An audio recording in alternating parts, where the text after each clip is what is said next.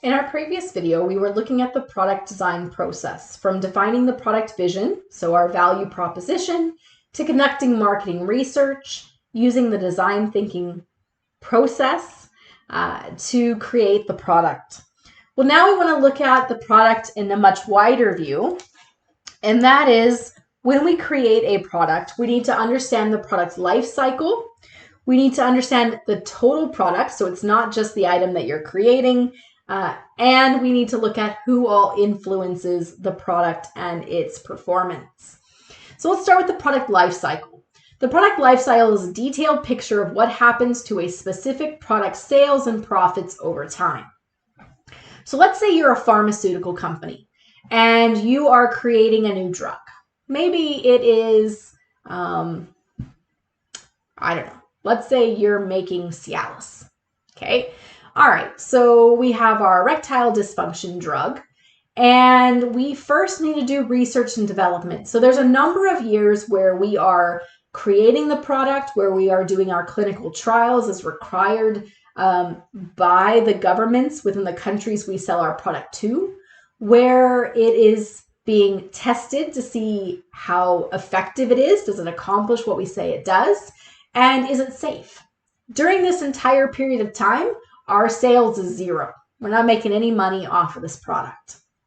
We then, once we get approval, are going to introduce it into the market. And then we hope that there's going to be growth, so more and more people will buy this product. At some point, it's going to hit maturity. So we basically, everyone who's going to buy it has bought it.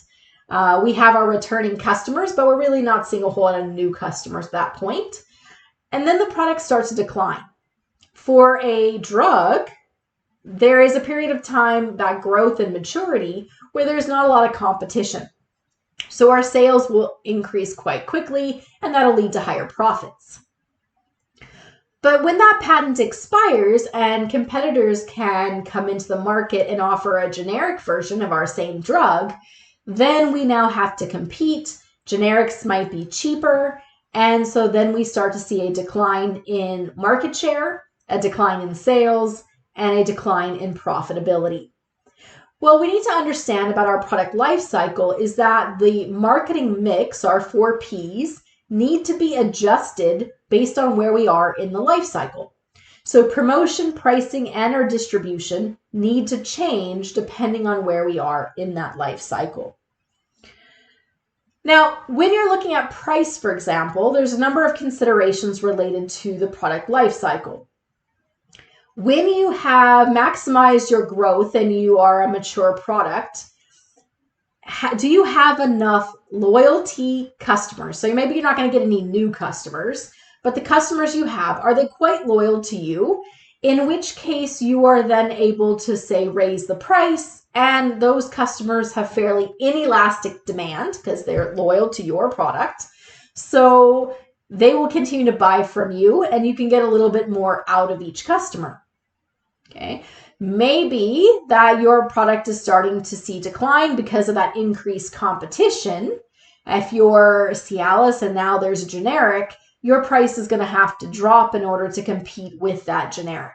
So maybe you have that brand loyalty, maybe you have that reputation that will keep some customers, but others don't care. And so because of that, you'll have to lower your price as you go from maturity into decline in order to prevent more of that decline. If your product is quite novel and new, innovative, you can probably offer a higher price initially. So you have a decision to make when you introduce a product. Are you going to offer it at a low price initially to get people to try it out? And then once they try it, they'll love it. So you just have to have a lower price for the first little while to get people to try your product. Or are you innovative and your product is so different from everybody else that you can offer a premium initially because there's no competition, because you're the first mover, because you're significantly different from everyone else. So you have to think about these things as they relate to the product life cycle when you are determining your marketing mix. That the price that you've set may not be the best price at all 4 parts of the product life cycle: introduction, growth, maturity, and decline. We also need to recognize that as we go from maturity to decline, we need to revitalize our product line. So what can we do to our product in order to refresh it to keep it from declining? Is there a way to modify it? So can we add additional features or functionality to it to increase demand? Are there alternative uses? So when we look at drugs, what we'll find is that the pharmaceutical companies are looking for, is there a way to, say, take this product and bundle it with another drug so that it's more effective? It treats multiple symptoms simultaneously. If we do that, we've essentially created a new drug and we're back to that growth period. Or maybe it has an alternative use. So we originally create this drug for erectile dysfunction. It also helps in terms of treating hair loss. And so because of that, we now have a whole nother group it can be sold to. And so we're back to that introduction and growth period. Or maybe that while we now have lots of competition in, say, the US for our product, what if we take it into another market? So we go into another country, we get it approved through the clinical trials and approval process in the European Union or in Canada. And so that leads to a new market where it can be introduced and grow, and we essentially start the life cycle over with that same product. So we recognize that our products, as they get to maturity and decline, need a refresh. So can they be modified? Do they have alternative uses? Can we put them into a new target market? Innovation is necessary for a company to survive, right? So your product will naturally go through introduction, growth, maturity, and decline. And if you do nothing, then you will go out of business once your products decline. So you're either going to need new products, so we're going to talk about product mix in a moment, or you need to refresh the products that you have to lengthen their life cycle. When we talk about products, it's not just the particular good, but it's the branding, the packaging, the labeling, and the warranty.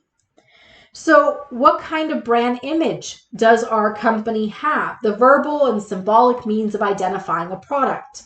So what's the reputation of the company? What's the association with the brand? So is it something that is cool? So if we look at sports, clothing, Adidas, Nike, what does that brand portray? Because you see their symbols all over their clothing. Is it cool? In which case that's going to help sell the product. Does it have positive or negative connotations for the customer base? So we need to look at that brand image, not just the product. We need to look at the packaging. What does the product come in? So perhaps you're familiar with the little blue box that Tiffany sells their jewelry in. I have a friend who was going to propose to his now wife, but when he was going to propose to her, what he did is bought the cheapest thing he could find from Tiffany's, so some kind of like keychain or something, just to get the little blue box. And that way, when he bought the ring for her, he could put the ring in a Tiffany box. Now, I couldn't afford the Tiffany engagement ring, but the packaging was important. And so when we look at the products, it's not just about selling the good, the item itself, but people also buy based on the package that it comes in. We can look at labeling. So how do you display the brand? What kind of consumer information? What kind of legal requirements? One of the challenges we've had at the time that we're making this video is there's a shortage of liquid cold medicine, particularly for children. And so in Canada, there's a shortage because what they're used to make the liquid form of a number of cold medicines, as opposed to like the little capsules and things like that, there seems to be a shortage of that. So because of that, there's a limited amount of cold medicine for little kids. Well, why not bring it in from another country? Because the US doesn't seem to be having the same problem. Well, there are labeling requirements in Canada and the US. So we have different requirements, like we need French and English on the labels. We also, when it comes to drugs, have different requirements in terms of what has to be written out on the label. So certain contents Medicinal, non-medicinal contents have to be in the Canadian labels versus in the US labels. And so it's not just as easy as buying, a shipment from the US and bringing it across the border. There's difference in terms of labeling. So that's going to change in terms of where then we can sell a particular good. We can also think about labeling as part of the total product. If you think about wine sales, for example, studies have shown that when women buy wine, they do it a lot based on the name of the product. If you think about wine, you go into a wine store like Wine and Beyond, there's thousands of choices. How do you know which wine to buy? Well, you haven't tasted them. You don't know anything about them. And in the absence of information about the product itself, what are we looking for? We're looking for things that would tell us, give us an indication about what the product is about. And that's the labeling does. So people tend to buy wines that have quirky names and crazy labels, interesting packaging, because they don't actually know anything about the content, the taste of the wine itself. So they're looking for signals about the product based on the packaging and the labeling. So the total product includes that branding, that packaging, that labeling is all under consideration when we think about whether or not we're going to buy. The last thing we want to look at here in terms of the total product is the warranties that come with it. So the promise, the written or unwritten, that a product will perform at a certain level. So we have expectations in terms of the particular good. If you look at companies that sell warranties, Staples, Best Buy, Visions, the warranty is a signal about the company's support for the customer and for the product. We look at warranties, for example, on cars. You know, how long does a typical car last before it breaks down? The length of the warranty, that's where that came from. But when we look at warranties, that's something that helps sell the product. So I think, for example, about Visions. So if you're not familiar with Visions, they're an electronic company that sell TVs and things like that. And you can buy a warranty. So about a TV, and it comes with the warranty. And that warranty is good for 3 or 4 years. If anything happens to your TV, they'll replace your TV. Well, they offer the additional service that if you don't return your TV, if there's nothing wrong with your TV in that time and that warranty expires, then that warranty becomes credit towards your next purchase. So if you purchased a $400 warranty, after that 4 years, then you have $400 to put to the purchase of another TV, as long as it's not more than half of the price of a new TV. Well, what does that do? It gets you to keep coming back, right? Because every 4 years you have $400 that you need to spend. And so you buy the next TV, which then gets a warranty, which then expires 4 years from then. And you keep coming back and you keep coming back. And so it creates that customer loyalty, keeps you as a returning ideal client for that organization. So it's not just the product itself that we're selling. We're selling the total product, which includes the branding, the packaging, the labeling, and the warranty. When we think about that total product, we need to think about how we get from producing the product to the final consumer. Who is involved in that supply chain, in that distribution, so that physical movement of the product. Each party is going to be able to contribute in terms of quality. They are also going to impact the cost, and they can also be part of that total product in terms of influencing that branding, packaging, labeling, and so on. So you may decide that your company is going to make it and sell it directly to the consumers. So you make cupcakes and you sell them at the farmer's market. Okay, producer to consumer, it's direct channel. You could instead make a product and you sell it to a retailer, and the retailer sells it to a customer. So you make Christmas cards, they get sold by someone at the mall, and they get sold by that company at the mall to the consumer. A short supply chain. Supply chains can get a lot more complicated, especially if we are expanding and selling in other countries. So we might make a product ourselves. So maybe we are a clothing manufacturer in Indonesia. We then have a broker. A broker does not take ownership of the goods, but they are one that helps find partners. So they're going to help you find your distributor, your wholesaler, and then they're going to find the companies that are going to buy from you in bulk. So that would be the wholesaler would buy from you in bulk. And then they would sell it to another company who would be a retailer. So you're the company who makes the clothing in Indonesia. A broker helps you find a company who's going to sell it to the Bay. The Bay is the retailer, and they ultimately sell it to the consumer. So when we're looking at who should be a part of this supply chain, we want to consider the cost. We want to consider coverage. Do they give us access to markets, to customers in other areas we didn't have access to? So one of the benefits of having members of our supply chain is that they know the legal, economic, cultural expectations of other markets that we haven't been in and can give us access to them. The other thing to consider is control. We talked previously about integration, vertical integration. That would be owning the wholesaler, the retailer.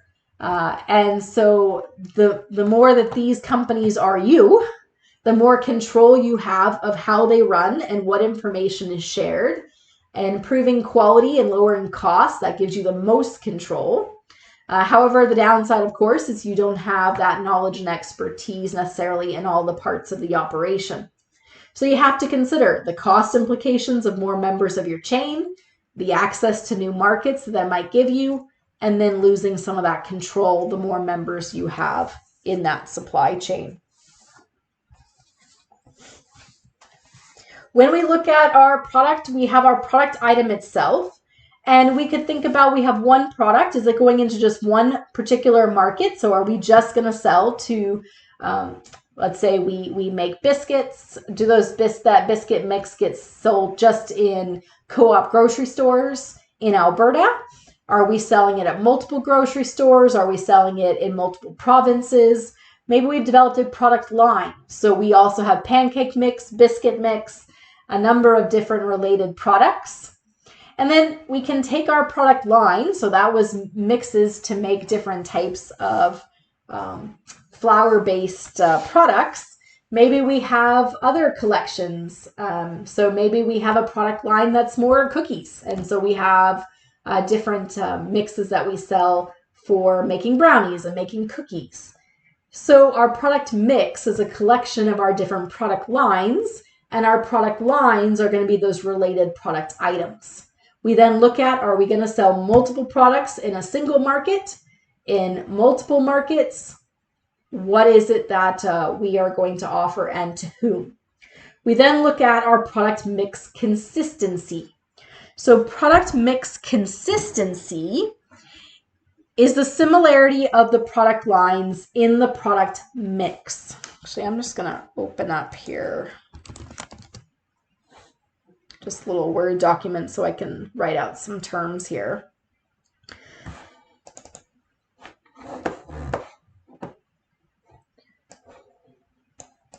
So product mix consistency is the similarity of the product lines in our product mix. We might offer, as I said, we might offer our biscuits and our pancakes. So that's one product line. And then we might offer more of cookies and brownies. That's another product line. These are very similar, right? They all use flour and sugar. And so what they give us is economies of scope. And I'm just going to make this bigger so we can see it. So economies of scope is where we lower the cost per unit by selling similar items. The idea here is that we can buy in bulk the raw materials. So for our biscuits and our pancakes, that whole product line, we're buying sugar and flour. And then for our brownie mixes and our cookies, again, more sugar and flour. So economies of scope, we lower the cost to make our brownie mix and our cookie mix because we can buy the sugar and the flour in bulk because it's going into multiple different products. That's economies of scope. As opposed to, you often hear the term economies of scale. This is where we have lower cost per unit by selling large quantities of a single item. So there, again, we could buy in bulk, but we're buying it to just make more biscuit mix. When we're looking at product mix consistency, that's giving us economies of scope. So when we look at restaurants, so let's look at Boston Pizza. So Boston Pizza sell lots of different kinds of pizza. So we have here our product line is all the different types of pizzas. Okay, Hawaiian pizza, meat lovers, whatever kind of pizzas they have. Because it's all using cheese, because it's all using the similar ingredients, we can save money on making the pizzas without economies of scope. Then we start to think about the rest of the Boston Pizza menu, and it's quite exhaustive, right? There's many pages. And one mistake that restaurants make is making their menu too big. We want customers to have choice, yes. We want to be able to appeal to the whole family. But if we do not have product mix consistency, so let's say we're Boston Pizza and we are going to offer pasta dishes, pizza dishes, we're going to offer steaks, we're going to offer chicken nuggets. The less consistency there is in the product mix, where they have different ingredients in every item, the more the cost to the business is going to go up. Because we're going to need the flour and the sauce and the toppings for the pizzas, but now we also need breading for the chicken nuggets, and we also need beef for the hamburger patties, and we might need steak for that particular item. And they're not the same ingredients. And the problem is we need some of everything. And the problem is it goes bad. So the issue becomes that we now have a lot of inventory and it doesn't move quickly. And so it costs a lot of money. So then we don't have that economies of scope that we're talking about, and the costs actually go up. So businesses are trying to find product mix consistency, offering variety. That goes back to the goal or the strategy for the organization in terms of growth strategies, where we are doing concentration, where we're providing more products to our current customers. We want that because we want choice and we want them to come back. But if the products we offer them are too different, the risk, of course, is that the cost to the organization goes up. So product mix consistency is important from a perspective in terms of viability of the products that we offer.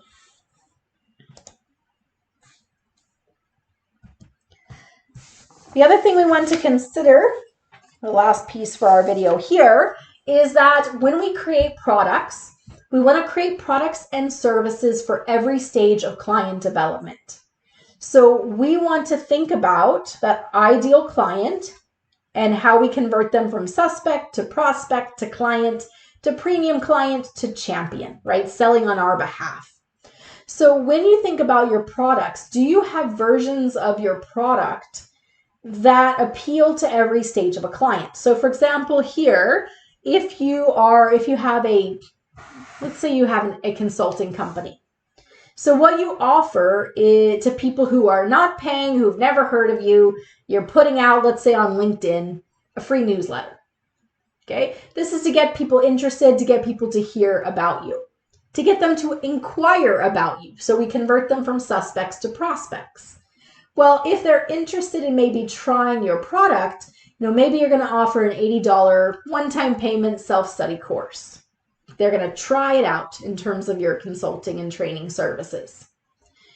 Then once they've tried you want to get them to keep coming back. So what you do is you offer different types of products and incentives to those who keep coming back. So here you can see in this example, we start to see kind of more subscription services that provide a number of things to the client throughout the year as we find that they are returning. And then maybe if they become a champion, we offer additional opportunities with our partners. So you can think about this from a perspective of whether it's McDonald's or Tim Hortons, or if you're a grocery store, right? We have free samples to get you to try things. We have dollar days where we get people who maybe, have heard of us, have thought about drinking coffee at A&W, but have really never had it, to try it. And then you can think about the point systems, right? So you can be a frequent buyer and you get, are you tracking your McDonald's points or your Tim Hortons points? This is to reward those who are return customers and to turn those clients into premium clients, into champions. So creating some of that loyalty. So are you offering unique features or products for every stage of client development?